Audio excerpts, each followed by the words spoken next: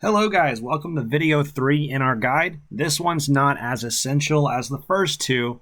However, this is the most controversial video I'm going to make. I promise you I'm going to get a lot of arguments about this. So I'm going to state my case and let you guys debate, do your own research, etc. on this information I'm going to give you. So here's my argument. Well, first off, let me explain this. You have three different types of analysis or three different types of information that's going to dictate price. The first one's called technical analysis. And as it shows right here, technical analysis is chart indicators providing data. If you've been following this group for at all, you know that's what I do. I will go to the chart, I use my indicators, and it provides data, and I make decisions upon that. Okay. The second one is called fundamental analysis. Think of this as the basis, the foundation, the fundamentals of a stock, commodity, or coin.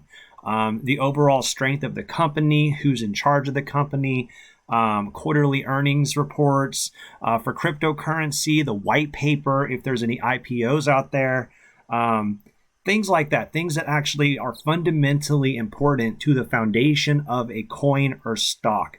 All right, you'll hear a lot of people that say, I buy something because it's fundamentally a great coin or fundamentally a great stock, right? And the last one is news. These are changes in market condition due to unexpected things, okay? Like if China decides to ban Bitcoin again for the 18th time, that's news. Other things that you can use for news is like, for Moderna, you know, when Moderna came out with the first vaccine, their stock skyrocketed, right? That's a really big news. That's something that was very important, and it was unforeseen except for people inside the company, so it's considered a news-based trading. So, once again, TA, FA, and news. Technical analysis, fundamental analysis, and news. They're three very different things. They all do overlap a little bit. However, they are all independent of each other. So my argument that I'm going to make is that technical analysis is the most important one, and the other two should be completely ignored. When I say completely ignored, I mean completely ignored. So let's get into my reasoning as to why I say so. All right, my first reason as to why technical analysis is extremely important and the only one that you should care about is number one, news and fundamentals are already priced in due to insider trading and those more involved in the market. So if you have a fundamentally strong coin or stock, then the price will already dictate that it is a fundamentally strong coin or stock. There are a lot of people out there who do a lot of research on these items, and if they did not feel that this was not fundamentally sound, they would not have bought it at all. And by the time it comes to your feed, by the time we're even looking at it, that research has already been done. So if this stock has volume and it has a good price, that means the fundamentals have already been priced into the market. All right. Number two, or for the news part, by the time you get the info that there's some sort of news for a coin, stock, or commodity, it's too late for you to make a movement because you have insider traders who already have this information and are positioning themselves appropriately. Okay. By the time you hear about it, by the time you actually get that information, it's going to be way too late, and the people with all the money, all the hedge funds, all the people who are inside these companies have already made their movement. So if it's a bad news, they've already sold. If it's good news, they've already bought. Okay? If they've already bought, we will already have seen that on the chart. So before news actually makes it to us, we can see there is some sort of fundamental or news that is about to come out because we are going to see something like an increase in volume or with an increase in price. Or if there's something bad coming out, we will see a decrease in price with a increase in volume. That means it's significant. We will go over this later in this series. Just understand that if there is something serious going on, my chart will tell me something serious going on before anyone actually knows what that serious thing is. All right, so because of that, I need you guys to completely ignore the news and the fundamental. My other reason why I'm telling you to do so is because news and fundamentals are not measurable. There is not a actual value or indicator that we can use to say this is how much impact that has on the market. You can't put price targets, you can't put stop losses or any of that with news or fundamentals, but you can do so with technical analysis because technical analysis is designed for that. So I hope that helps make a good case on that. Oh, and also the other part about it is if you do get very involved in the fundamental and news side of a coin or commodity or stock, you are becoming emotionally invested and therefore have bias towards that commodity, stock, or coin. And if you have bias towards it, even if you don't realize it, it will be harder for you to sell that coin or stock or commodity when the charts are telling you to.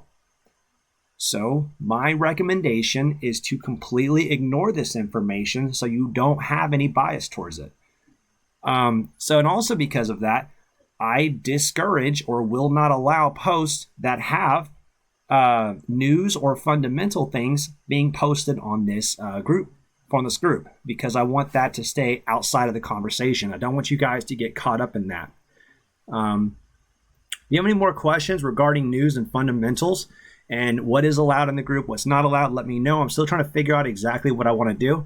As of right now, all top level posts, or you cannot put news or fundamental stuff as a top level post. I deny every one of them. However, for right now, I am allowing people to post it in the comments, but even that we monitored very closely, okay? So let's work on that. Now, am I just going to tell you this without giving you examples? Of course not, right? I'm going to furthermore prove my case that technical analysis works very, very, very effectively, and news and fundamentals has very little impact or not nearly as much impact as a chart. Okay, so the first one we're going to go over is Nano. This was a coin that recently decided to pop off. So let's look at this coin and see why it popped. That's something very important. Let me zoom back real quick. All right, so number one, you can see this right here, and I'm just going to go through a ton of stuff, okay? Disregard what that stuff really means, but I want you guys to fully grasp how incredibly important this stuff is and how impactful it is on the market. All right, so as you can see right here, this level provided some support, came back up here, tapped it, went below it, came up here, retapped it. So we would assume that this is going to be an important level in the future. So we go over here, and sure enough, came back up, retapped it, came back up, then came back up and hit it again. So this line right there is very important. That's our number one little indicator we're going to be going over. Now, over here, you can see this 200 moving average became a very strong resistance. It came up, hit it, came back up here, hit it again, rejected it, okay? Came back up here a third time, rejected originally, and then eventually it broke through. Now, let's zoom in a little bit. There we are. Okay, it broke through. Not only did it broke through with what? Volume. Volume is very, very important. So it broke the 200 moving average with volume. That becomes an impulsive movement. It got rejected at that line way back on the left side, which is expected because it's a very strong support level. Okay, I know this is a lot. Just go with it. I want you guys to understand this is how important this information is. I don't need to know anything about the news to let you know this is a bullish stock. Now, come back up here. We had the increase in volume. Notice that all this portion right here is called the consolidation pattern. Notice how the volume is also lower than the first part. That's healthy. That's what you expect. Any sort of consolidation on low volume is impulsive. That means we're expecting the next movement to be up. Now, right here, this little crossover, the 50 moving average is below, the 200 or the 50 EMA is below, the 200 is above. As soon as it crosses over, we have what's called a golden crossover. And as you'll see very soon, this golden crossover plays out very, very nicely. Now, the next thing I'm going to look over, there's no more indicators, is that you have what's called an SFP, a swing failure pattern. this low was established. It came back up, went back below it. It did come back and go below it, and it closed back above. This is a swing failure pattern. And because that swing failure pattern, and also because it broke back above the 200 moving average, it did make a slight impulsive movement. It consolidated for a while, and then we have this following trend line. 1, 2, 3 touches. So that establishes it as a good trend line. Came back down, broke above that trend line. And what does that mean? It means we now have had enough strength to bust through this previous support level. All right, we busted through it. Just like most support levels, it's going to go back above, come back in, retest it, never closed below, but it retested it. Once it retested it, what is that doing? Confirming that it's a broken out level, and we're going to continue back up. So over here, it does increase, and when it increases, what does it have? Volume, high volume, right? That's great. So once again, impulsive movement. The volume is actually up here, and it starts decreasing. It starts decreasing, and the decreasing volume does turn into a consolidation pattern. This consolidation pattern does have less volume than what was expected, which is good. So impulse movement up became a consolidation pattern. We have a symmetrical triangle that was formed. So right here to here, that creates a triangle. From here to here, it creates another triangle. You can see 3 clear touches on here. Now, once we did break out, once again, we had increase in volume, not as much, which means that it did not have as much strength to pop up like the previous one. So we recognize that, so we actually don't have that much strength on it. Another thing, whenever it did break above here, it did come back in, retest it, and then close back above. So not as much volume. That means we did not expect as much strength. And sure enough, what do we get? The same thing. So 1, 2, 3 touches on this trend line. We establish it as a legitimate one. Now, once again, we have what's called a swing failure pattern. This broke down, came back up here, went back below it, and then came back above. This is an SFP. Now, another thing, I don't know if I mentioned or not, but I'll mention it again. When it did break up, what did it come back do? Come back in and retest this trend line to confirm that it is a good support. And of course, it was. So came back up, came back down, swing failure pattern, went over here. Once again, there's a third touch on that trend line, came back down, and then of course we broke up, and then we got all the way up to $12.80. So we bought in. If you were following all this movement, we bought in back at, I think, 80 cents, remember correctly? Yeah, around 80 cents, and we're currently at $9.91 and the high of $12.50. So reason why I brought you up is to show you I don't need to know anything about the fundamentals or the news. This coin is bullish because the indicators are telling me so. These are some indicators I'll be going over later. Just understand that. All right, next example. Let's go to Bitcoin. And this happened very, very recently. This is the last 2 hours for sure. And I've actually been going step by step, breaking this all down and showing you exactly why and step by step exactly what's going to happen. And as I'm going to show you really soon, it does. Let's go to the 4-hour chart real quick. All right, 4-hour chart. We have a very clear 4-hour trend line that has been established, and a breaker. This breaker has been established. Comes back down, hits it, comes back around, hits it again right here. Comes back around, hits it, and then finally breaks through. Okay, when it breaks through, it came back in for a retest. Very healthy retest. So comes back in and pops it up. Now there's more about this than just this one thing. We also have. So yeah, this became a really good level. Now we also had this high right here became another solid level over here, and it was reconfirmed right here. This became a channel, okay, a channel. So that means that this low, essentially a parallel channel. So this line and this line matched up pretty damn well if you zoom in pretty close. So it did work really, really well. Now, as it was coming in, we do have what's another one of those SFPs, right? And I called it. This SFP is very strong, or if we get the SFP, it's very strong. We're falling back into the 4-hour breaker, and sure enough, we did come back above and closed above. very nicely. And I also said that we actually do have this very strong support level right here that I do not expect it to get below. And sure enough, as of right now, we have not gotten it. We still have 55 minutes on this close, but so far it looks really healthy. Okay. Once again, you see how well this stuff matches up, guys. Like, this is not the fundamentals, or the news is not making this happen. This is all technical analysis. The price is driven by technical analysis. So you're saying, oh, that's great. That's crypto. Crypto does different things than stocks. Okay, I beg to differ. Once again, let's go back to another stock. This one's Tesla.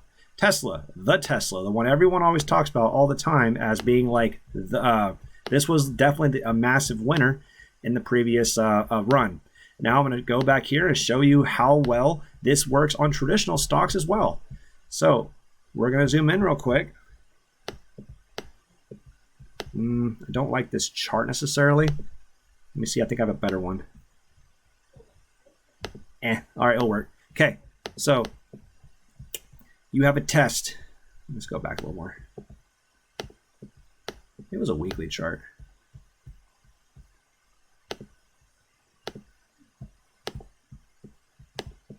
Well, the weekly chart shows really well. This works. There you go, weekly level. Okay, let's zoom in on this and see how well it works. So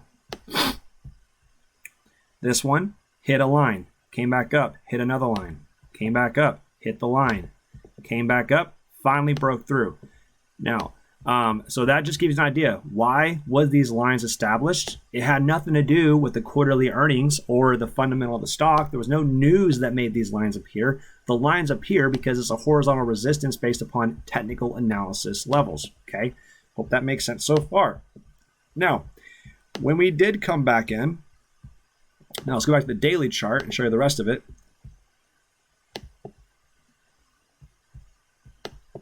Got to go back to the price action. There we go. Now, when did this stock start increasing? It increased whenever we broke above the 200 moving average. It came back in, retested it, and then broke out. We know it was a breakout because we had this volume spike. Furthermore, we had a golden crossover right there. That means that institutional traders now became interested because we had this golden crossover. Once we came back up, we shot up very rapidly, right? Fantastic, okay? Established this trend line right here because this is the resistance level. Came back down and retapped two things. Number one, the resistance, or the previous resistance level turned support, and we also hit the 200 moving average. Two very, very strong indicators which held the support of the price and then made us continue up. Where do we find resistance at? Of course, the same level as here, and we even came back in, retested it. Okay, now we continue back up because we have now confirmed this level as support. Once we've done so, now we have free game to continue upward, and we did. This almost looks like a falling wedge. I'm not going to worry about that right now, though. Yep, we have this right here. This level it came back up, came back down, retested it once again, turned into a symmetrical triangle, and continued back up. Now, where did it stop? The stop was actually pretty damn easy to find. I actually marked this out a long time ago, and it ended up working out. We have what's called a bearish divergence on Tesla. Okay, I'm going to zoom in some more, show you guys in detail. Here's a high, here's a higher high, here's a high, here's a lower high. This is a very clear, classic bearish divergence. And what happened? The price dropped very rapidly. So from 900 down to 500. So if you were to catch this, you would have known that this was a very clear level to sell at. And no, it didn't really hit it all the way, but it was a damn close. So I would like to see it to get a retest in the 200, but that's entirely irrelevant right now. The point is that not only, so two cryptocurrencies, as well as one of the most popular stocks in the world, each one's uses this technical analysis, okay? This is not fundamental anything. Nothing about this is fundamental. Nothing about this is news. It doesn't matter. The point is, this stock is bullish because the chart told us it's bullish. Okay, I don't need to know anything about Tesla's current operations, what futures, what their products are. I don't need to know their news, any of that crap. It's completely irrelevant. All I care about is what the chart is telling me, and I highly, highly, highly encourage you guys to do the same. So I hope this video didn't go too long. If you guys have more questions, let me know about this. But this is why I will not allow a lot of the fundamental and news-based posts on here. If you guys have any questions, let me know. But outside of that, I'm going to end the video, and I'll see you in the next one. We'll go over crypto and stocks, the difference between them all.